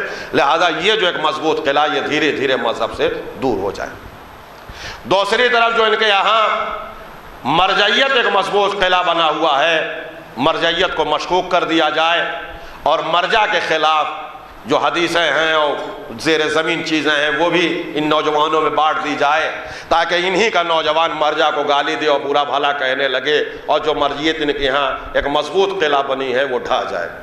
اس طرح سے جاتے ہوئے 2017 تک جو انہوں نے اپنا ٹارگٹ بنایا، 17 تک ہم شیعت کو ختم کرنے میں اور لڑانے میں کامیاب ہو جائیں گے. یہ 17 کا اس نے جو ہے 2004 میں دیا ہے کہ 2017 تک ہم اپنے مقصد میں کامیاب ہو جائیں. 84 میں $40,000 ملین جو ہے اس کا بجٹ بنایا گیا تھا، اور آپ کو میں بتاؤں کہ اس وقت جو 2014 کا بجٹ تھا وہ $6 کروڑ ملین تھا جو شیعت کے اوپر. یہ فنڈنگ یہودی اور وہابی مل کے کر رہے ہیں، یہ پوری فنڈنگ ہے شریعت کے، یہ 2 بڑے محاذ. لہذا انہوں نے 85 میں یہ اقدام شروع کیا، اور 85 میں آزاداری کے لیے بھی ایک مومنٹ تیار کیا اور مرجعیت کے لیے بھی تیار کیا. چنانچہ آزاداری کو ہینڈل کرنے کے لیے ان کو جب کوئی نہیں ملا تو لندن اس کا ہیڈ کوارٹر بنایا اور ڈاکٹر عمران لیاقت کو اس کے حوالے کیا گیا. ڈاکٹر عمران لیاقت نصیری ہیں جو مجلس میں پڑھتے ہیں، آیت اللہ بھی اپنے کو لکھیں گے، اور ایک پوری، میں ایک نام اس لیے لے رہا ہوں تاکہ شک و شبہ نہیں، ورنہ میں جانتا سب ہوں، پوری وہاں پر ایک بیلٹ ہے وہ لے کے امریکہ تک، جس کی قیادت یہ کرتے ہیں. یہ اصل میں نصیری ہیں، نصیری بن کے آئیں گے تو کوئی ان کو مانے گا نہیں. لہذا نصیریت میں مولائیت و اخباریت اور نہ جانے کتنے کتنے چولے اسی میں رنگ بھیس بدل کے الگ الگ رنگ میں رنگ دیے گئے، اور یہ سارے عقائد جو ادھر سے چلے تھے گمنام کتابوں والے وہ پوری دنیا میں بانٹ دیے گئے. اور آپ کا ہندوستان بھی سے محتاط نہیں ہے. ہندوستان کے ہر بڑے شہر میں ان کے آفس ہیں، ان کے ایجنٹ ہیں، یہ چندہ بھی دیتے ہیں عزاداریوں میں. آج اگر کوئی گمنام آدمی کسی انجمن کو چندہ دے، کسی عزاداری میں چندہ دے، تو پہلے اس سے ضرور پوچھے کہ آپ ہیں کون، یہ پیسہ آپ کا ذاتی ہے یا کہیں سے ملا ہے، آپ کا مقصد کیا ہے. اس لیے کہ سب سے بڑا دنیا کا فتنہ پیسہ ہے، دنیا کا سب سے بڑا فتنہ پیسہ ہے، سارا فتنہ پیسے کے بنا. امام خمینی بتاتے ہیں کہ میں فیضیہ کے حوض پہ بیٹھا ہوا تھا، ایک کرسچین ایک چیک لے کے آیا اور کہا آپ مدرسہ چلاتے ہیں اس کو قبول کر لیجئے. ان کا نہیں، ہم نہیں قبول کریں گے، ہم مدرسہ چلاتے ہیں تو ہمارے لیے خمس کا اور زکوٰۃ کا انتظام. کہا بہت سارے علماء تو لیتے ہیں، آپ کیوں نہیں لیتے؟ تو امام خمینی کھڑے ہو گئے، کہا وہ لیتے ہوں گے، تمہارے نزدیک عالم ہیں، ہم تو ان کو مسلمان بھی نہیں سمجھتے ہیں، ہمارے لیے حکم شرعی کافی. لہذا میں بہت بچ بچ کے کہہ رہا ہوں، اس سے زیادہ نہیں کہہ سکتا، بڑی مجبوریاں ہیں. یہ ایک لائن ہے جو پوری جگہ پھیلی ہوئی، جن کا کام یہ ہے. اب اس میں کچھ لوگ جان کے شامل ہیں، کچھ بیچارے انجان میں شامل ہیں، وہ مولا کی محبت میں وہ استعمال ہو رہے ہیں۔ دوسری لائن جو مرجعیت کی طرف بنائی گئی تو انہوں نے بہت کوشش کیا کہ کوئی ایران میں مرجع فرضی مل جائے جو دین فروش ہو، نجف میں مل جائے، مگر مولا کی برکت کوئی وہاں نہیں مل پایا، تو انہوں نے 85 میں راتوں رات لبنان میں ایک مرجع بنایا جن کا نام فضل اللہ تھا۔ فضل اللہ تھا، یہ فضل اللہ حزب اللہ سے نہیں مطلب ہے، وہ حزب اللہ کے اینٹی تھے۔ راتوں رات ان کو بنا دیا، سعودی نے اور امریکہ نے مل کے ان کو مرجع بنایا، ان کی کتابیں آ گئی مارکیٹ میں، اور یہ کروڑ پتی نہیں کھرب پتی ہو گئے اور دنیا کے بلینر ہو گئے، یہ راتوں رات ہو گئے۔ کیسے ہو گئے؟ جن کو شوق ہے اس سائٹ پہ جا کے پڑھ لیں۔ انہوں نے 50 کتابیں وہ لکھیں کہ جو نہ وہابی لکھ سکتا اہل بیت کے سلسلے میں، نہ سنی لکھ سکتا، استغفر اللہ اعظم باللہ، جو نہ سنی لکھ سکتا نہ وہابی لکھ سکتا اہل بیت کے خطا کے حرمت میں، اور شہزادی فاطمہ کے خلاف تو بہت لکھا، ان کا بہت دل دکھایا۔ وہ کتابیں آج بھی مارکیٹ میں موجود ہیں۔ مثال کے طور پہ جو ہم پڑھتے ہیں کہ آیت تطہیر شہزادی فاطمہ کے لیے ہے وہ طاہرہ ہے، انہوں نے لکھا کہ نہیں، فاطمہ استغفر اللہ نجس ہوتی ہیں، اس لیے کہ عورت کا حسن یہ ہے کہ وہ نجس ہو۔ حضرت علی نے بیعت کیا، دروازہ نہیں گرایا گیا، یہ ہے وہ ہے، بہت ساری باتیں ہم کیا بتائیں۔ انہوں نے اپنی توضیح مسائل میں لکھا کہ علی ولی اللہ اذان و اقامت میں نہ کہنے میں ثواب زیادہ ہے، ترکہ افضل خصوصا من الاقامہ، یہ ان کی عبارت میرے پاس ہے۔ اس طرح کے بہت ساری کتابیں جب مارکیٹ میں آئی تو پوری دنیا میں خلفشار پیدا ہو گیا، ہمارے ہندوستان میں کم پتہ چلتا ہے۔ اور بحمد اللہ جہاں شر ہوتا ہے وہ خیر بھی، دین اللہ کا ہے، محافظ وہ ہے، لہذا ان کی ساری کتابوں کا دندان شکن جواب آیا۔ اور رنجہائے زہرا جو بڑی مارکت الارا کتاب ہے، علمی ذخیرہ ہے، سارے حوالے تھے ان کی کتابوں کا ہر ہے۔ اس کے بعد ایران میں بینڈ ہو گیا۔ ہو سکتا کوئی صاحب جا کے گمراہ کر دیں، نوجوانوں کو کہیں گے تہذیب صاحب ذاکر ہیں، چھوٹے سے عالم، اتنے بڑے عالم کے خلاف ان کو بولنے کا حق کیا ہے ممبر سے؟ بالکل صحیح، ہم کو کہنے کا حق نہیں ہے، مگر جو ان کے برابر کا ہے وہ کہہ سکتا ہے۔ یہ آپ مانیں گے کہ نہیں مانیں گے؟ آیت اللہ سیستانی کا فتویٰ ہے کہ ھذا الضال والمضل، فضل اللہ گمراہ ہے، گمراہ کرنے والا ہے، اس کی کسی طرح سے مدد حرام ہے۔ آیت اللہ سیستانی کا فتویٰ۔ آیت اللہ وحید خراسانی کا فتویٰ کہ یہ گمراہ ہے، گمراہ کرنے والے ہیں۔ آیت اللہ جواد تبریزی کا فتویٰ، سارے علماء مراجع کرام نے ان کو گمراہ کہا۔ تو جب ہمارا مقلد کہہ سکتا ہے تو ہم بھی اپنی عوام کو آگاہ کرنے کے لیے کہہ سکتے ہیں۔ اب آیت اللہ سیستانی کا فتویٰ بتا رہے ہیں، اور یہ سائٹ پہ فضل اللہ کا کلک کریے گا، سارے فتوے بھی آپ کو مل جائیں گے، نہیں کہیے گا تو ہم ای میل کر دیں گے آپ کو، سب کے فتوے ہیں کہ یہ گمراہ کرنے والے۔ اس کے بعد 95 میں یہ ایک عرب کا بڑا چینل تھا جس کا نام مستقلہ، اس نے آن لائن مناظرہ شروع کیا، شیعہ سنی مناظرہ شروع کیا۔ یہ سب پلاننگ ہے، سعودی نے چالو کیا اس کو، اور یہ رات و دن مناظرہ ہوتا تھا۔ اس میں سارے فضل اللہ کے کتابوں کو وہ لا کے پیش کرتے تھے، گریٹ مرجع شیعہ کا، گریٹ مرجع یہ فضل اللہ کہتے ہیں، گریٹ مرجع یہ، گریٹ مرجع وہ۔ ہمارے سارے مراجع کرام خدا انہیں سلامت رکھے، ان کے سارے آفس دن و رات کھلے رہتے اور جواب دیا جاتا تھا، مگر 6 مہینے یہ مناظرہ چلا، کبھی فضل اللہ ٹیلی ویژن پہ نہیں آئے، اور ان کی وجہ سے ذوف پیدا ہو رہا تھا، جس کا نتیجہ یہ ہوا کہ ہمارے مراجع کرام تو بیدار تھے ہی، اور آیت اللہ قزوینی جو ایک مسئلے پہ 100 کتاب کے نام، صفحہ، سطر، عبارت پڑھ کے سناتا تھا، 90 سال کا بوڑھا۔ اب انہوں نے جب ہارنے لگے تو کیا کیا، میں ایک لطیفہ سنا ہے، ایک 20 سال کا لڑکا کھڑا ہوا اور وہ انٹرویو دینے لگا کہ ہم شیعہ تھے، بڑا مذہب خراب تھا، ہم کو پسند نہیں آیا اور ہم نے چھوڑ دیا مذہب اور یہ مذہب اختیار کر لیا۔ ہمارا کروڑوں سلام ہو، ہمارے مرجع عالی قدر اس وقت زندہ تھے آیت اللہ بہجت، وہ آن لائن آئے، کہنے لگے او نوجوان سلم، ادھر سنو، تم شیعہ تھے؟ کہنے لگا ہاں ہم شیعہ تھے۔ کہا اگر شیعہ تھے تو 9 امام کا نام بتا، 6 امام کا نام بتا، چپ، 7ویں امام کا نام بتا۔ تو انہوں نے کہا کہ جب آپ لوگوں کے پاس قرآن و حدیث سے کوئی جواب نہ بن پایا تو اب یہ فرار کا راستہ نکال رہے ہیں جھوٹا. کوئی شیعہ بچہ ایسا نہیں ہو سکتا جسے اہل بیت کے نام 12 امام کا نام نہیں معلوم ہو. لہذا اب آج سے مناظرہ بند نہیں. اب اس کی وضاحت میں کر دوں کیا ہے چیز. مناظرہ کے معنی ہوتے ہیں مجادلہ، یعنی قرآن و حدیث سے بات کو ثابت کرنا. مناظرے سے اوپر ایک چیز ہوتی ہے جس کو کہتے ہیں مباہلہ. نصارہ نجران سے پیغمبر نے مناظرہ کیا، جب وہ کٹھوجتی کرنے لگے تو اللہ نے کہا اب مباہلے میں یعنی بد دعا. اب یا تم زندہ رہو یا ہم زندہ رہیں. یہ بڑے مقدس عالم تھے. آیت اللہ بہجت نے کہا بند کرو مناظرہ، اب ہوگا مباہلہ. دیکھو تم پہ عذاب آتا ہے کہ ہم پہ عذاب آتا ہے. سلوات پڑھیں محمد و آل محمد پر.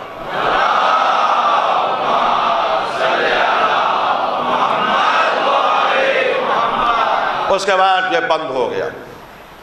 ہم سعودی میں ہمارے مرجع اکرام جاتے تھے تو ڈنڈے کھاتے تھے، یہ جاتے تھے تو ان کو ہیلی کاپٹر ملتا تھا. بس میں نے ختم کی بات. میں اس دن سیریا میں موجود تھا جس دن ان کی وفات ہوئی. 22 رجب کا دن تھا.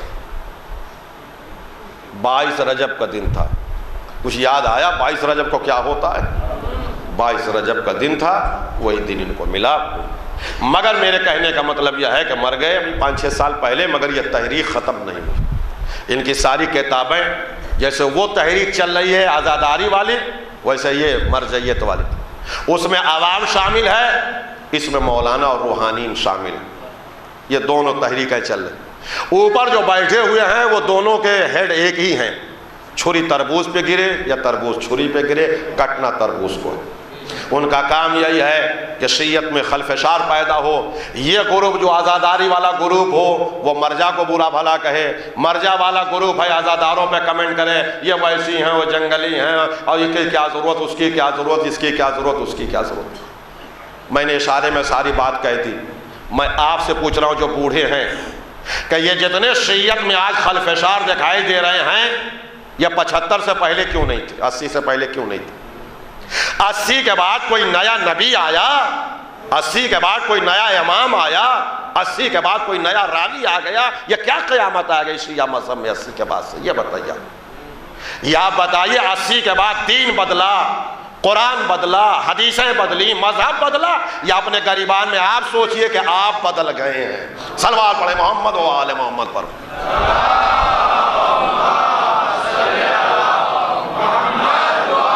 اب یہ پوری تحریک ہیں. کچھ نوجوانوں نے کہا، ان کو تھوڑا سا میں نے بات کہا نہیں ضروری ہے کہ آپ بتا دیجئے. الحمدللہ یہاں نہیں ہے مگر اور جگہیں ہیں، اور وائرس آتے رہتے ہیں. بمبئی میں کثرت سے، حیدرآباد میں کثرت وائرس آتے رہتے ہیں.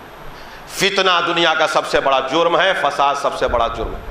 آزاداروں کے درمیان یہ چاہتے ہیں کہ فتنہ و فساد پیدا ہو تاکہ آزاداری مرجعیت کو نقصان پہنچے. لہذا کچھ لوگ جان کے، کچھ بغیر جانے، سب اس میں شامل.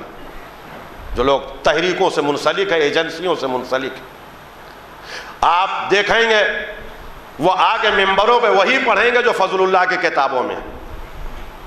فضل اللہ کے کتابوں میں فضل اللہ نے لکھا ہے کہ حدیث کذا معتبر نہیں. فضل اللہ نے لکھا کہ زیارت عاشورہ معتبر نہیں. فضل اللہ نے یہ ساری چیزیں لکھی ہیں. وہی تحریکیں لوگ چلا رہے ہیں جو فضل اللہ کے یہاں سے وظیفہ لے رہے ہیں. ان کی تحریک یہ ہے کہ مجلسوں میں زیادہ انگریزی بولی جائے، ممبر کو ہٹا کے کرسی رکھا جائے، فرش کو ہٹا کے کرسی لگایا جائے. یہ ان کی پہچان ہے. مجلس کے بجائے سیمینار کہا جائے، مجلس کے بجائے کلاس کہا جائے. یہ مجلسوں کو کلاس کہتے ہیں، کلاس ہونے والی.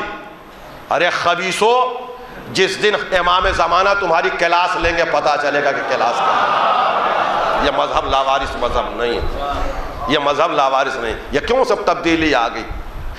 لہذا آپ کو پتہ کیسے چلے گا کہ کون مولوی فضل اللہ کا ہے اور کون اہل بیت کا ہے؟ جو حلق سے بولے فضل اللہ کا ہے، زیادہ انگریزی بولے فضل اللہ کا ہے.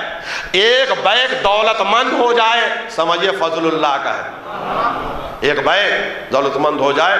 یہ فرزندان بش ہیں، شیطان ان سے خوش ہے. صلوات پڑھ دیں محمد و آل محمد.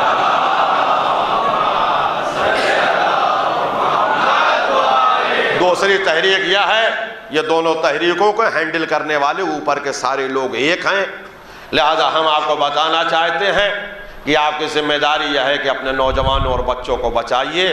اس وقت شیعت بہت ہی مظلومانہ زندگی گزار رہی ہے، پوری دنیا اپنے بیگانے دوست دشمن سب مل چکے ہیں، اور یہ دور وہ پتہ ہی نہیں چل پا رہا ہے۔ امام حسن کا زمانہ ہو گیا ہے، جیسے سارے لوگوں نے پیسے لے لیے امام حسن کو پکڑ کے دینے کے لیے گرفتار، وہی زمانہ۔ پہلے لوگ دیکھتے تھے کہ یہ شیعہ ہے تو اس کا مطلب محب اہل بیت ہوگا، اس کے سر پہ ٹوپی ہے تو اہل بیت کا وفادار ہوگا، اس کے سر پہ امامہ ہے تو یہ کالا صادق و کالا جعفر ہوگا۔ مگر آج سارے فارمولے ختم ہو گئے، اس لیے کہ مادیت دنیا کے اوپر حاوی ہو گئی۔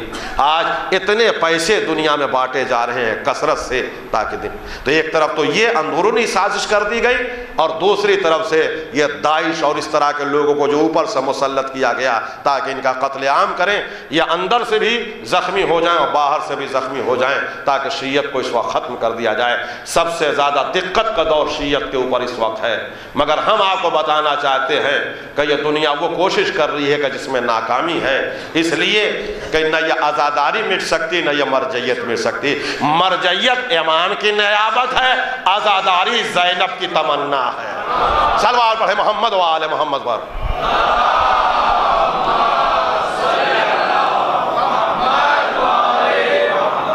ایک مطلب آواز بلند پڑھیے، میں خشک موضوع میں نے چھوڑ دیا، ذرا سب صلوات پڑھیں۔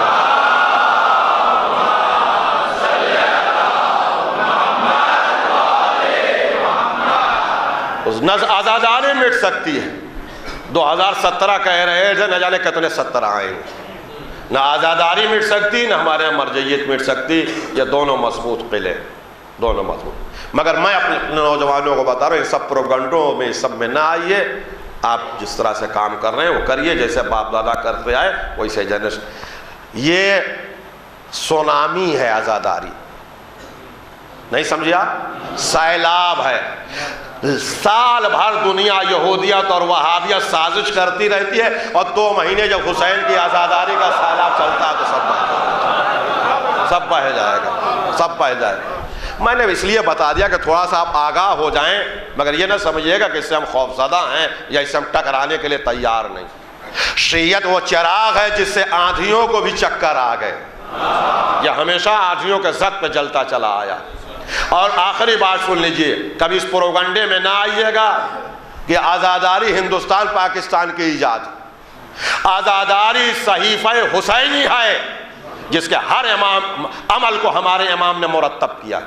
اب مجلس میں ہمیں وقت نہیں ایک ایک کام پڑھ کے آپ کو سنا دیتے، سب اماموں نے مرتب کیا ہے، کچھ ہماری طرف سے نہیں ہے۔ زیر ممبر جس کو پوچھنا ہوگا، جس چیز کے بارے میں، آزاداری کے جس رسم کے بارے میں، ہم اس کو حدیث بتائیں گے کہ اس کی ابتدا کہاں ہوئی، چاہے ماتم ہو، گریا ہو، مجلس ہو، سب ہمارے معصومین کے طرف۔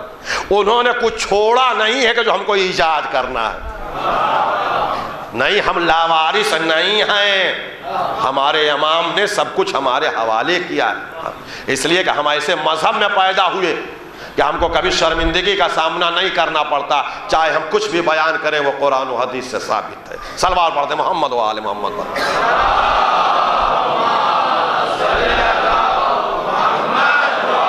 یہ تو بڑی سازش ہے، چاہ رہی تھی دنیا کے یہ آزاداری کیسے بچی ہے، کیوں بچی ہے، کیا بچی ہے، یہ 1400 سال سے اپنا سر پھوڑ رہے ہیں۔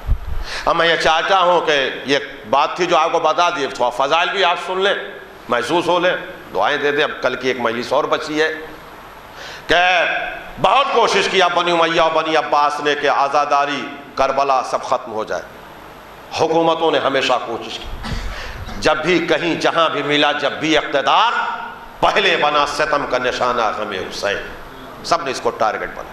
مگر آج پوری دنیا پہ سیلاب کی طرح چھایا ہے، کیوں؟ آپ بتائیے۔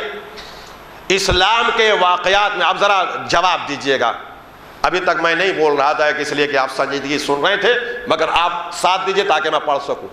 اسلام کے واقعات میں جتنا مشہور واقعہ کربلا ہے کوئی نہیں، بولے آپ، جتنا مشہور واقعہ کربلا ہے، ذوالعشیرہ سے لے کر واقعہ قرطاس تک، جتنا اسلامی واقعات میں کربلا مشہور ہے کوئی واقعہ نہیں۔ کوئی شیعہ نہیں کہہ سکتا کہ ہم کربلا نہیں جانتے، تعصب میں بولے یا نہ بولے اس کی سانس رک جائے گی، پیٹ پھٹ جائے گا، بولنا ہی پڑے گا۔ کوئی مسلمان نہیں کہہ سکتا کہ ہمیں کربلا نہیں معلوم، شہادت حسین نہیں معلوم۔ ہندو جانتا ہے کہ کربلا کیا، عیسائی جانتا ہے کربلا کیا، یہودی جانتا ہے کربلا کیا، ہر انسان جانتا ہے کہ کربلا، منائے یا نہ منائے کربلا سب جانتے۔ آپ بتائیے اسلام کا کوئی واقعہ اتنا شہرت نہ پایا کربلا کے علاوہ کیوں؟ اسلام میں دو عظیم واقعے، ایک واقعہ غدیر ہے، ایک واقعہ کربلا ہے۔ غدیر پلاننگ کا نام ہے، غدیر پلاننگ کا نام۔ پہلی دعوت ذوالعشیرہ میں پیغمبر نے کہا جو میری نصرت کا وعدہ کرے گا میں اسے اپنا وسیع جانشین اور قائم مقام بناؤں گا۔ علی نے وعدہ کیا، کاندھے پہ ہاتھ رکھ کے کہا یہ میرا وسیع، یہ میرا جانشین، یہ میرا قائم مقام، یہ میرا خلیفہ ہے۔ پلاننگ ہو رہی ہے خلافت کی۔ بدر میں تلوار دیا، احد میں تلوار دیا، بستر پہ سلایا، کندھے پہ ہاتھ رکھ کے کہا یہ مجھ سے ہے، میں ان سے ہوں۔ یہ سب سلسلہ چل رہا ہے۔ خیبر میں عالم دے کے بتایا، یہ چل رہا ہے سلسلہ، پلاننگ ہے اللہ اور رسول۔ اور اس کے بعد حج آخر کے بعد میدان میں روک کے وَإِن لَمْ تَفْعَلْ، اگر یہ نہ کیا تو کچھ نہ کیا۔ 2.5 لاکھ کے مجمع میں علی کو بلند کر کے اعلان کیا۔ کتنا اہتمام ہے ذوالعشیرہ سے لے کے غدیر تک کہ غدیر سب کو پتہ چل جائے، مگر آج کتنے لوگ ہیں جو غدیر کو جانتے ہیں؟ ہر مسلمان کہتا نہیں غدیر ہمیں نہیں معلوم، غدیر نہیں معلوم، مگر آج کوئی مسلمان یہ نہیں کہتا کہ کربلا ہمیں نہیں معلوم، کربلا نہیں۔ میری بڑی دل شکنی ہو رہی ہے، آپ خاموش سن رہے۔ غدیر پلاننگ کا نام ہے جس میں خدا شریک، جبریل شریک، پیغمبر شریک، مگر غدیر گھر گھر نہیں پہنچ پائی، کربلا گھر گھر پہنچ گئی، اس لیے کہ غدیر میں زینب نہیں ہے، کربلا میں زینب ہیں۔ سرور بڑے محمد و آل محمد۔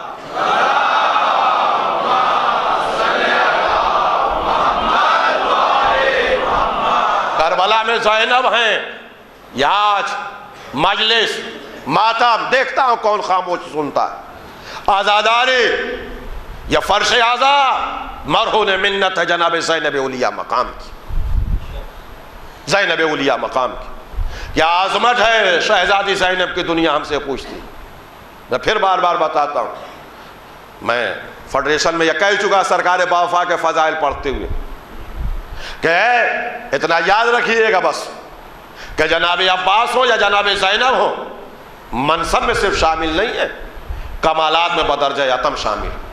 کمالات اللہ نے کوٹ کوٹ کیا تاکہ جتنے کمال معصوم کو دیے سب ان کے اندر۔ امام فرماتے ہیں انت عالمۃ غیر معلمہ، یہ بھی اماں آپ ایسی عالمہ ہے کہ جس کو کسی نے نہیں پڑھایا۔ اس کا کیا مطلب ہوا؟ اگر جناب زینب کے پاس علم غیب تھا، علم لدنی تھا، ما کانا ما یکون کا علم تھا، قیامت سے لے کے آج تک کیا ہو چکا معلوم ہے، آج سے لے کے قیامت تک کیا ہونے والا سب کچھ زینب کو معلوم۔ یہ کم بڑی خاتون نہیں۔ 100 مجلس میں جناب زینب پہ پڑھوں، میرے پاس اتنا بڑا جملہ نہیں ہے کہ شہزادی زینب کیا ہے، مذاق نہیں ہے۔ امام عالی مقام نے حکمت کربلا زینب اولیاء مقام کے ہاتھ پہ رکھا، کربلا کے بعد کا علمبردار زینب کو بنایا۔ یہ کوئی معمولی بات؟ میرے بچوں نیٹ پہ سرچ کرو، ایک کتاب نکالیے، ڈاکٹر انیتا رائے لندن کی ہیں، اب یہ مذہب حقہ کو قبول کر لیا انہوں نے۔ جناب فاطمہ اور شہزادی زینب پر ان کی کئی کتابیں، وہ لکھتی ہے کہ میں کائنات کی ساری عورتوں میں زینب سے زیادہ متاثر ہوں۔ اب وہ عالم نہیں، اپنے حساب سے لکھ رہی کتاب، سنیے آپ۔ ان کا سروے ہے، وہ کہتے ہیں کہ دنیا میں، پوری دنیا میں ایکسیڈنٹ سے کم نقصان ہوتا ہے، مس مینجمنٹ سے زیادہ نقصان ہوتا ہے۔ ابھی کوئی حادثہ ہو جائے تو اس حادثے سے کم نقصان ہوگا، مگر چونکہ حادثے کی وجہ سے انسان کا دل و دماغ کام نہیں کرتا اور وہ فوری کیا کرنا چاہیے وہ نہیں کر پاتا، اس کے لیے نقصان زیادہ بڑھ جاتا۔ آگ لگ گئی، دماغ نہیں کام کر رہا، فوراً 2 بالٹی ڈال دیتے، تھوڑی سی آگ سے بجھ جاتی، اب زیادہ پھپک گئی، مثال کے طور پر۔ تو یہ دنیا کا سروے ہے، کاش کہ میری بات سنتے آپ، خوش ہو، یہ ذرا داد کریے، 2 مجلسیں ہیں، میں بھی خوش ہو کے جاؤں اور آپ کی سماعتوں کی داد دیتا ہوا جاؤں کہ وہ انیتا رائے کہتی ہیں کہ مینجمنٹ سے، مس مینجمنٹ سے زیادہ نقصان پہنچ۔ حادثے سے کم مس مینجمنٹ سے زیادہ، اس لیے کہ حادثے کے وقت انسان کے عقل و شعور اپنی جگہ پہ نہیں رہ جاتے، اگر فوری ایڈ پہنچا دی جائے تو بہت سارے نقصانات سے بچایا جا سکتا ہے۔ وہ کہتی ہیں ہم کائنات میں زینب کو سلوٹ مارتے ہیں، اس لیے کہ زینب کا امتحان وہاں سے شروع ہوا جہاں ظلم کی انتہا ہے، شام غریبہ۔ نہیں سمجھے آپ کیا؟ ایسے ہنگامی حالات میں جناب زینب کو علمداری ملی شام غریبہ کے وقت، امام حسین کے پامالی لاٹ، اور اس کے بعد سے لے کے شام غریبہ سے لے کے راستے سے لے کے دربار ابن زیاد سے لے کے پھر راستے سے 500 کلومیٹر لے کے پھر یزید کے دربار سے لے کے پھر زندان سے لے کے پھر واپس کربلا سے لے کے مدینے تک حسین کے قافلے کو پہنچا دیا۔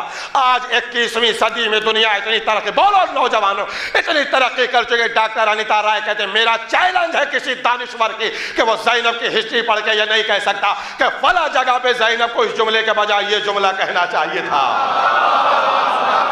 یہ کہہ دیتی تو زیادہ اچھا تھا، یہ کر دیتی تو زیادہ اچھا تھا۔ اتنی ہنگامی حالات میں زینب نے جس ضبط کی جہاں ضرورت سمجھی، چاہے دربار یزید میں یا ابن زیاد میں، وہاں وہ لفظ کہا جس کام کے جتنی ضرورت تھی وہی کہا۔ اس لیے ہمیں زینب کو، یہ تو انیتا رائے کا جملہ تھا، اب شیعوں کے لیے جملہ کہہ رہا ہوں۔ سال بھر زینب قیادت کرتی رہی، بولیے بھائی، سال بھر زینب قیادت کرتی رہی، وقت کا امام زینب کے پیچھے چلتا رہا، وقت کا امام زینب کے پیچھے چلتا رہا۔ ایک بار بھی نہیں کہا پھوپھی اماں یہ نہ کہیے، یہ کہیے پھوپھی اماں یہ نہ کریے، صلوات پڑھے محمد و آل محمد پر۔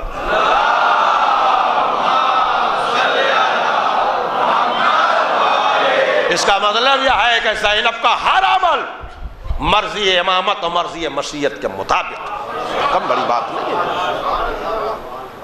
کبھی آپ نے سوچا کہ امام عالی مقام نے زینب کے حوالے کربلا کی پالیسی کیوں کرتی؟ کیوں کرتی؟ کیوں کرتی؟ اٹھائیے قرآن اٹھا کے بتائیے میری بات کا جواب۔ اس کی وجہ میں آپ کو نوجوانوں بتاؤں۔ ہر امام، ہر نبی، ہر معصوم کا مقابلہ اپنے زمانے کے سب سے فاسق و فاجر انسانوں سے تھا۔ ابراہیم کا مقابلہ نمرود سے تھا، موسیٰ کا مقابلہ فرعون سے تھا، شداد سے تھا، پیغمبر کا مقابلہ ابو لہب ابو جہل سے تھا، علی کا مقابلہ امیر شام سے تھا، حسن کا مقابلہ امیر شام سے تھا۔ یہ وہ لوگ تھے کہ جو فاسق و فاجر تھے، یہ وہ لوگ تھے جو معصوم تھے۔ یہ دونوں لائنیں الگ ہیں، حکومت کی لائن الگ ہے، ہدایت کی لائن الگ ہے، دونوں کا مزاج الگ ہے۔ حکومت کا مزاج یہ ہے کہ بادشاہ دن بھر جھوٹ بولے تو بادشاہ رہتا ہے، نبی اور امام معصوم جھوٹ بول دے تو نبی اور امام نہیں رہتا۔ دونوں کی پالیسی سمجھ، بادشاہ جیل میں چلا جائے تو بادشاہ نہیں رہتا، نبی اور امام قید میں چلا جائے تو یوسف نبی ہیں۔ یہ دونوں کا بنیادی فرق۔ تو مزاج نبوت الگ، مزاج عصمت الگ، مزاج بادشاہت الگ۔ اب ان بادشاہوں اور کشور جہانوں اور فاسقوں اور فاجروں کے مقابلے کے اللہ نے معصوم کو بھیجا۔ یہ خبیث سب کر سکتے ہیں، یہ کچھ نہیں کریں گے، وہ اتنا ہی کریں گے جتنی مرضی ہے مشیت۔ اللہ کہہ رہا مقابلہ کرو، ابراہیم سے کہہ رہا مقابلہ کرو، پیغمبر سے کہہ رہا مقابلہ کرو، علی سے کہہ رہے مقابلہ کیسے کریں گے؟ ہمارے ہاتھ پیر کو باندھ کے دریا میں ڈالیے، کہتے ہیں جی صاحب ٹھہریے، ماشاء اللہ خوب اچھا تیرتے ہیں آپ، ہاتھ پیر تو کھولو پہلے۔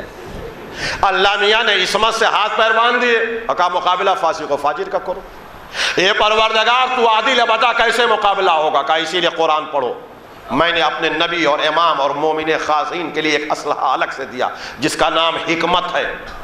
مومن کا کام یہ ہے کہ وہ اپنی زندگی حکمت سے گزارتے۔ حکمت کا مطلب یہ ہوا کہ دین بھی ہاتھ سے جانے نہ پائے اور باطل کا وار بھی خالی چلا جائے۔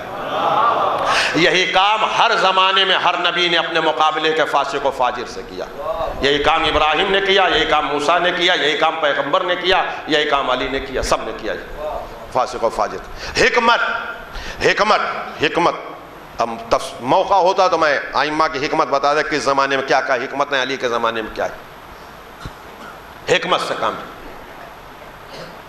میں کسی دن کے مجلس میں نے یہی پڑھا تھا کہ علی کے ہاتھ میں جب بیعت ہوئی تو ان لوگوں نے بیعت کیا جو پچھلی 3 خلفاء کے بیعت کر چکے تھے۔ تو یہ جو علی کے فالور ہیں یا علی کے لشکر والے ہیں یا علی کے فوج والے ہیں، یہ پچھلے خلفاء کو مان رہے ہیں۔ امیر شام نے علی کو خط لکھا کہ آپ کہتے ہیں کہ ہم ان سے افضل ہیں، حالانکہ آپ افضل نہیں، وہ افضل ہیں، آپ بلا وجہ کا کہہ رہے ہیں کہ ہم افضل ہیں۔ اسی کو حکمت کہتے ہیں، میں سمجھا رہا ہوں۔ اب اگر علی جواب لکھ دے کہ نہیں وہ افضل ہیں ہم سے، مجمع کو خوش کرنے کے لیے، تو حق ضائع ہو جائے گا، عصمت ہاتھ سے چلی جائے گی۔ اور اگر کہے کہ نہیں ہم افضل ہیں، تو یہ ساتھی بھاگ جائیں گے ساتھ چھوڑ کے، اس لیے کہ ان کے دل میں ان کی